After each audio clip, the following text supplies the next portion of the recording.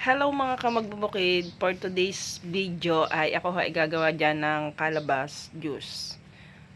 Calabas fruit juice or miracle fruit juice. Yan ho ang aking nilalagarin yan ay buo ng calabas. Hindi ko ho kaya yan, kaya arin na hong isang naglagari. Yan ho ay matigas ang kanyang balat. Hindi ho siya basta-basta tinatalba ng gulok pagka binibiak.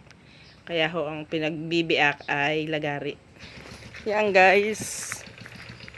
Yan ho ay lalagariin muna ng lagaring-lagari para ho mabiak ng maganda.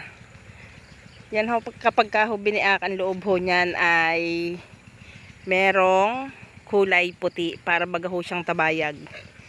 Mga kamagbubukid, alam nyo ang tawag din Ari ho ay calabas fruit. Calabas fruit po, yan ho ay maraming benefits sa ating katawan. Yan, hindi pa rin ho mabiak. Akala ho ay sagad na ang lagari, hindi pa pala. Yan ho ay napakatigas ng kanyang balat. Yan, kita nyo naman, puting-puti yan. Kapag ho niluto, siya ho ay magiging itim. Kaya ho siya ay, ang tawag ng iba ay miracle fruit. Pero sa totoo ho, siya ho ay calabas fruit. Yan ho ay kakayudin ko lang ng said. Ilalagay ko sa isang lalagyan, sa isang kaldero. Pagkatapos ho, makayod.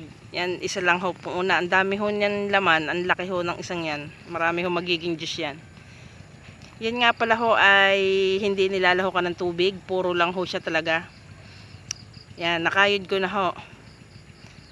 Pagkatapos ho, siya ho ay lalamasin ng lamas na lamas hanggang sa kumatas ho ang kanyang sariling katas.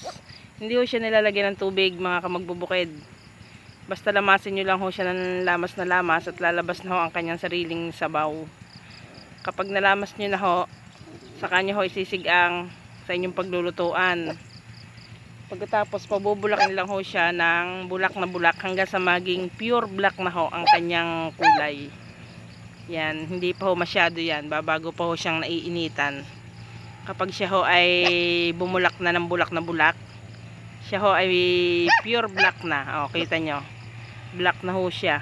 Pagkatapos ho niyan, yan, pagkaluto ho niyan, yan ho ay aking sasalain. Patitigisin ang kanyang sabaw, ang kanyang katas.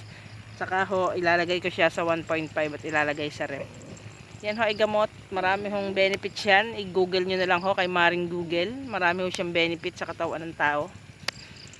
Yan guys, ang calabas fruit juice. Madali lang ho siyang gawin. Wala ho siyang halong kemikal.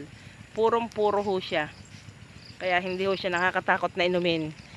Ang nakakatakot lang ho dyan ay yung amoy. Baka ho hindi kayanin ng iinom.